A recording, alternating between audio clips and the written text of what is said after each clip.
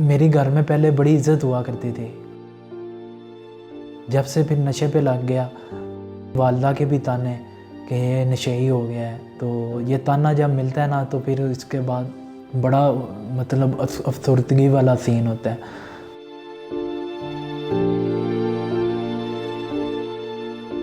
नशे के ऊपर जो इन्हिसार है ये एक बंदे की बीमारी नहीं है, ये पूरी फैमिली की बीमारी है।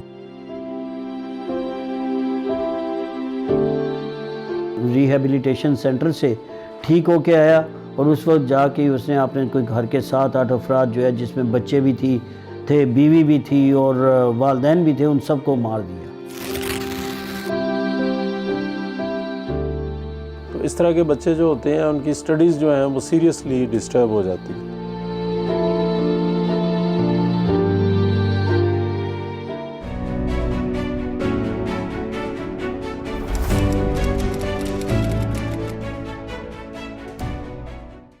कच्ची बस्ती के मकीन हों या महंगे तरीन इलाकों में रहने वाले अफराद, कचरे के ढेर से कागज़ चुनता हुआ बच्चा हो या रिक्शा ड्राइवर, फेरी वाला हो या दुकानदार, ये सब तेज़ी के साथ नशे का शिकार हो रहे हैं।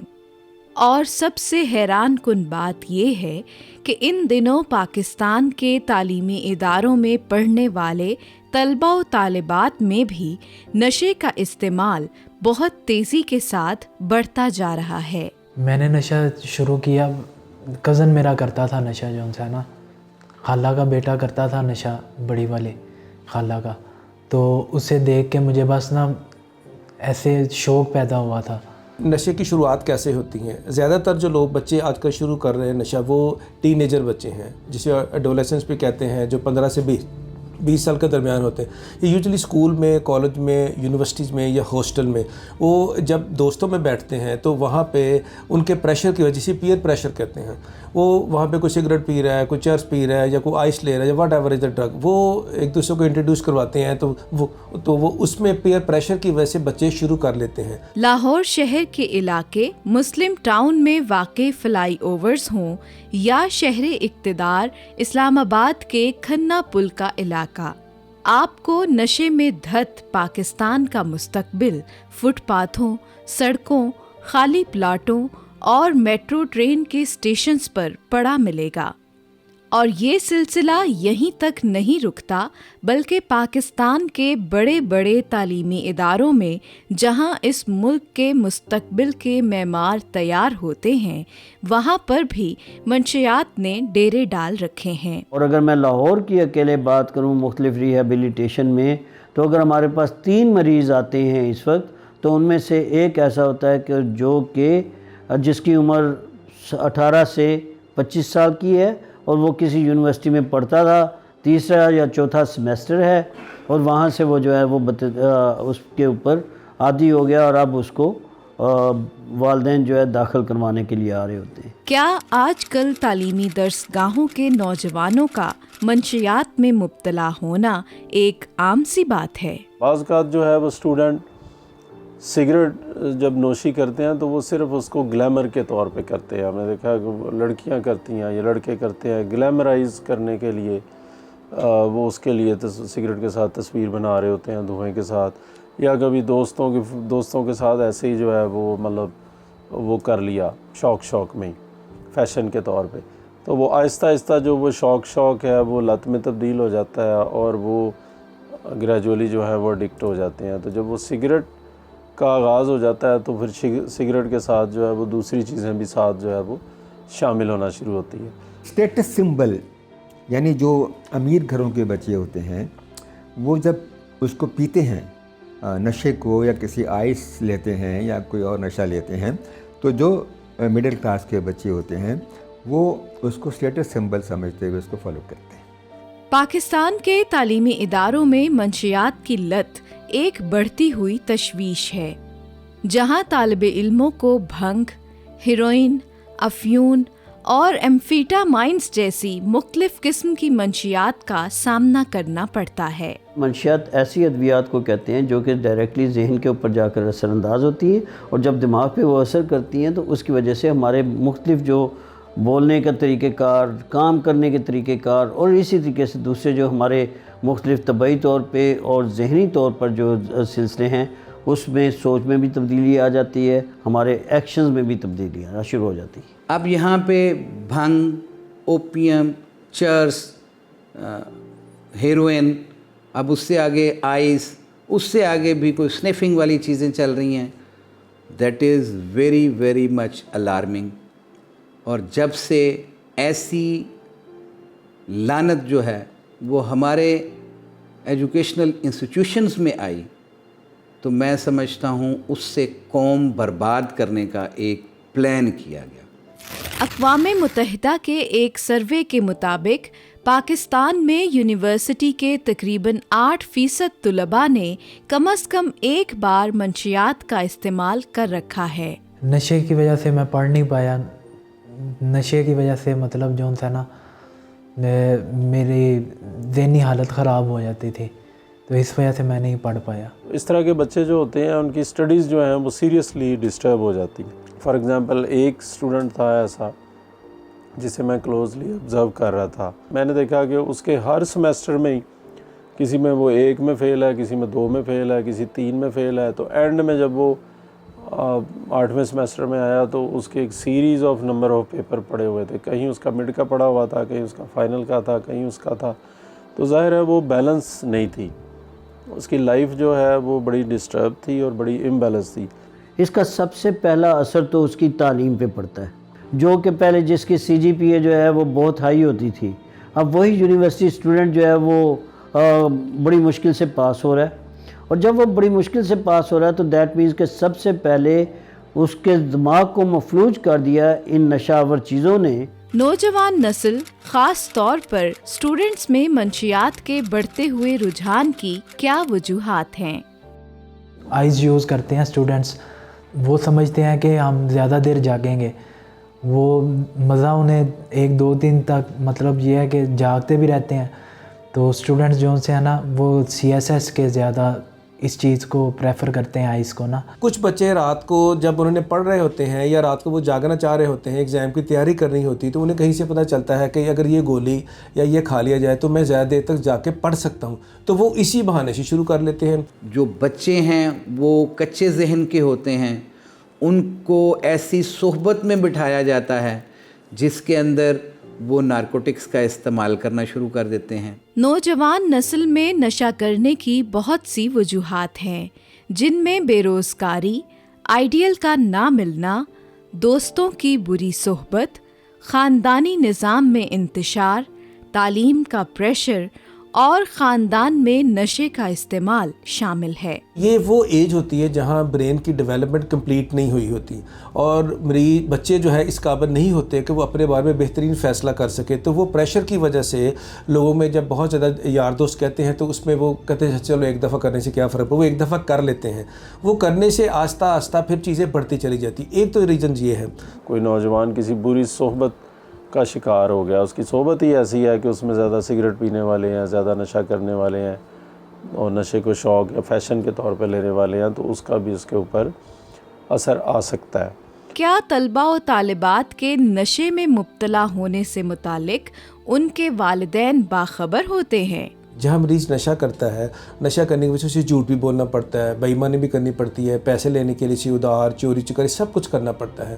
اب اس کو فیملی اس کو پروٹیکٹ کرتی ہے، تو فیملی مریض کو ٹھیک کرنے کی غرض سے اس کے لیے جھوٹ بولنا شروع کر دیتی ہے، بہانے بازی کرنا شروع کر دیتی ہے، تو مریض کی بیماری بڑھانے میں فیملی کا بہت درجہ کم رول ہے۔ ان اسٹوڈنٹس کے والدین سب سے پہلے تو دے ہیو ٹو واچ کہ جی ہمارا بچہ جو ہے وہ گھر آتا ہے، جو پہلی اس کی عادات تھی اس میں کوئی تبدیلی تو نہیں آئی، ٹھیک ہے، کیا وہ اس میں کلاس کے لیے وہ پہلے تو ریگولر ٹائم پہ جا رہا ہے، اب وہ ریگولر ٹائم پہ نہیں جا رہا، تو کوئی ایسی چینج تو نہیں آئی۔ کہ جس خاندان میں کوئی نشہ کرنے والا موجود ہوتا ہے، سماج میں اس کی عزت بھی کم ہو جاتی ہے، اور لوگ بڑے آرام سے کہہ جاتے ہیں او نشئی دا خاندان، سو رشتے کرنے میں، آگے بڑھنے میں، لوگوں سے ملنے جلنے میں بڑے مسائل آتے ہیں۔ میرے ساتھ سب کا رویہ چینج ہو گیا تھا، بہنوں کا کیا، بھائی کا کیا، والدہ کا کیا، والد کا کیا، سبھی مطلب جو سے ہیں وہ دور رہنا پسند کرتے ہیں نشے سے۔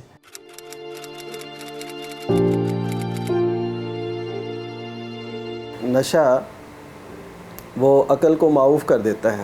اگر قرآن مجید کی اصطلاح میں اسے دیکھیں تو قرآن مجید نے اسے الخمر کا نام دیا.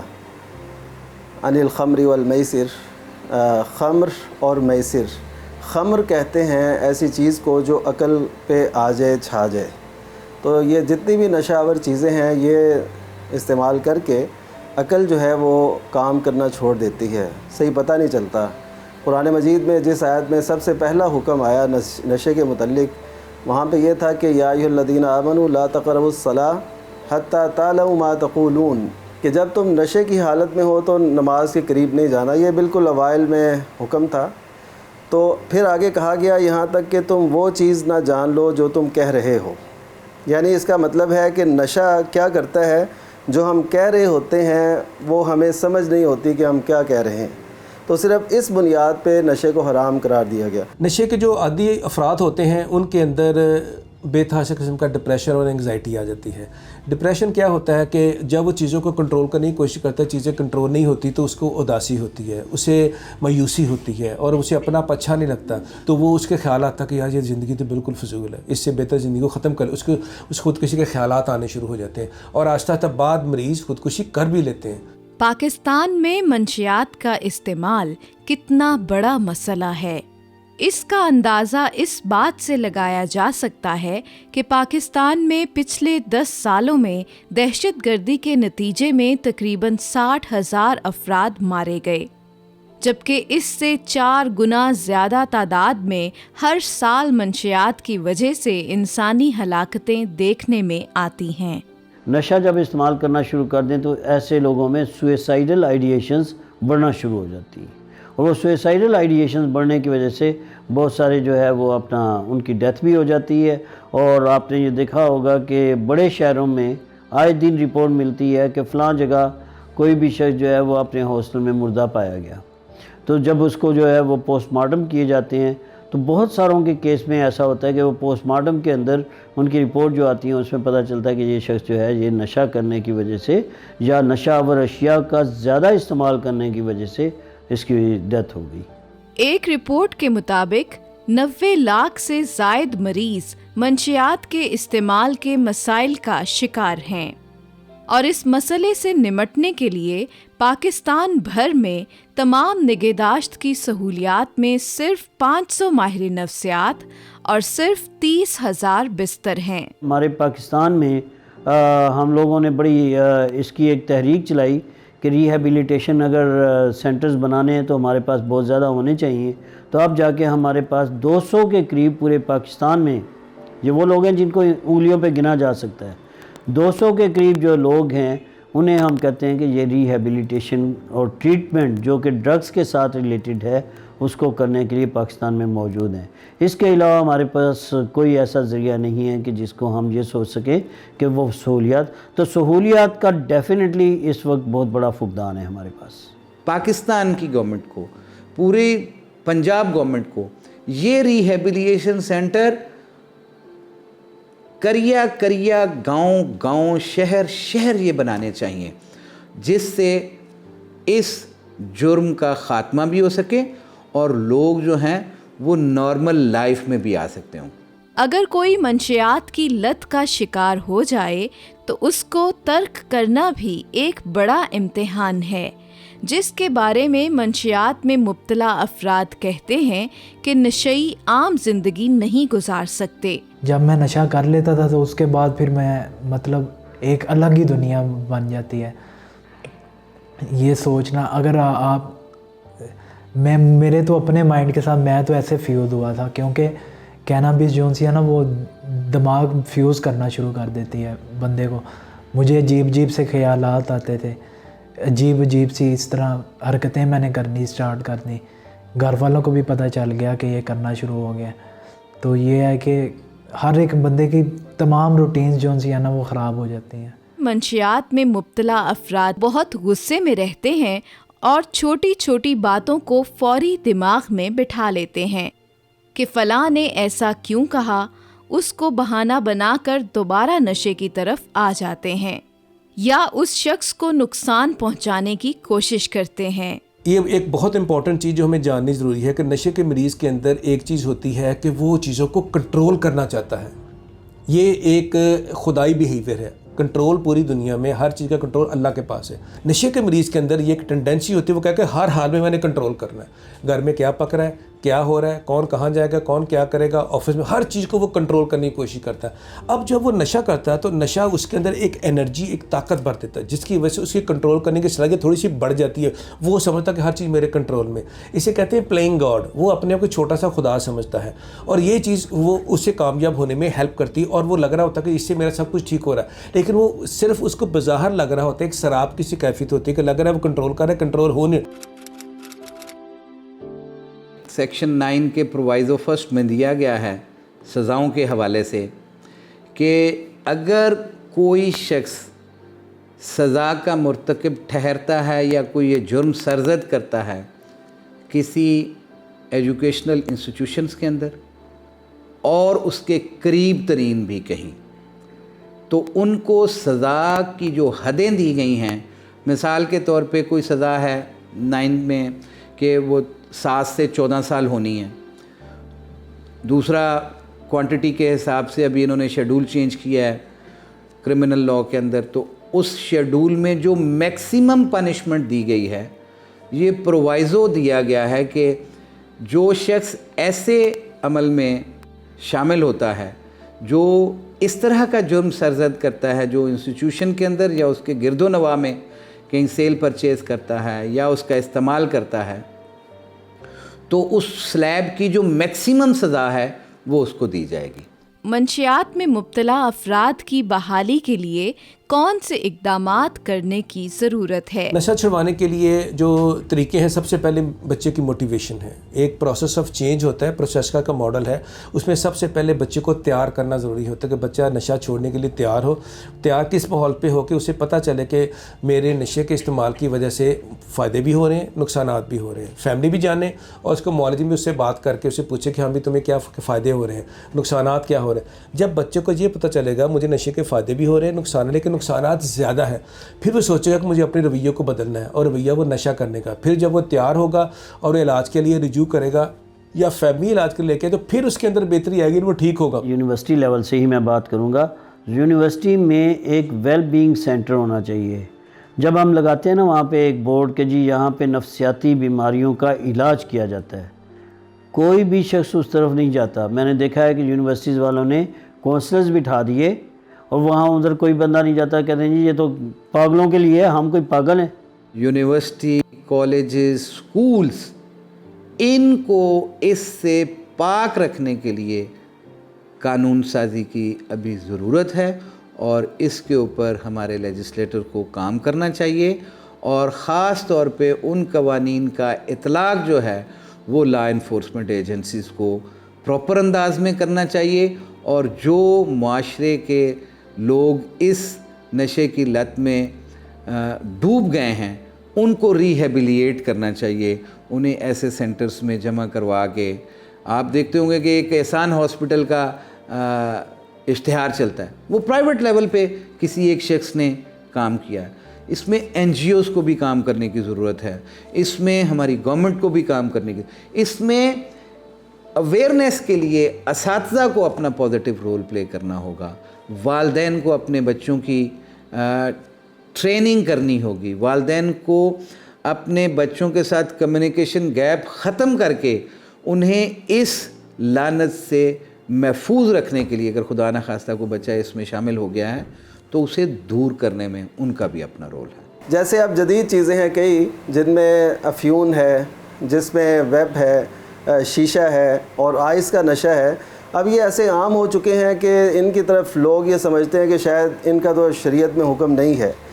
شریعت میں تو صرف شراب سے روکا گیا، حالانکہ حدیث رسول صلی اللہ علیہ وسلم کا اگر اطلاق دیکھیں تو وہ کلو مسکر کے لفظ ہیں. مسکر کہتے ہیں نشہ آور چیز کو، وہ چاہے کسی بھی شیپ میں ہو، کسی بھی رنگ میں ہو، اور کسی بھی خوبصورت پیکنگ میں ہو، خوبصورت پیرائے میں ہو، وہ سب حرام ہوگا، کیونکہ یہ سب چیزیں عقل کو بنیادی طور پہ معوف کرتی ہیں اور اس کے بغیر انسان بے چین اور بے قرار ہو جاتا ہے. تو وہی علت جو اس میں تھی وہ تھی عقل کو معاف کرنا. اگر وہی علت کسی بھی جدید چیز میں پائی جائے گی تو اسی طرح وہ بھی حرام ہوگی. اس کے جواز کا کوئی بھی نہ کہہ سکتا ہے نہ یہ سمجھا جا سکتا ہے. اس وجہ سے جتنی بھی آج جدید دنیا میں نشہ آور چیزیں ہیں جو عقل کو معاف کرتی ہیں اور اس کے بغیر انسان کا جینا دشوار اور اسے کوئی کمی محسوس ہوتی ہے، تو اس وجہ سے وہ شریعت کی نگاہ میں وہ اسی حکم میں آ جائیں گی جس میں شراب ہے. تو یہ وہ صورتحال ہے جس سے ہم سب کو آگاہ ہونا چاہیے. جو بھائی پڑھتے ہیں اسکول میں کالجز میں، ان کو میرا یہ پیغام ہے کہ بھائی نشے کی طرف بالکل مت جاؤ. میری طرح زندگی خراب ہوگی آپ کی بھی. میں نے بہت زیادہ مطلب مشکل حالات کا گزارا کیا ہے. آپ اگر نشہ کر بھی لیتے ہو تو مشکل نہیں ہے، آپ کو فی الوقت مزہ آئے گا. 2-4 ماہ کے مزے کے بعد بس صرف وفاداری ہے آپ کی. اس وجہ سے میرا آپ کے لیے یہ پیغام ہے بھائی اور بہنوں کہ آپ نشے سے بچو، جتنا ہو سکتا ہے اس سے دور رہو. تو یہ ہے کہ اگر آپ سادہ سگریٹ بھی پیتے ہو تو اس سے بھی دور رہو. یہ جڑ ہے، نشے کی جڑ ہے یہ. اگر یہ آپ کرتے ہو تو آپ آگے سب کچھ کر سکتے ہو. اگر آپ یہ نہیں کرتے ہوگے تو آپ کی بنیاد سخت ہوگی، تو آپ بچ سکتے ہو اس سے. یونیورسٹی ایک ایسی جگہ ہے جہاں امیدوں کی شمعیں جلتی ہیں، لیکن یہاں حصول تعلیم کی غرض سے آنے والے طلباء و طالبات منشیات کا استعمال کر کے اپنی اور اپنے ماں باپ کی امیدوں کی شمعوں کو گل کر رہے ہیں، اور نشے کا استعمال کر کے وہ جس راستے کی طرف چل رہے ہیں اس کی منزل موت ہے.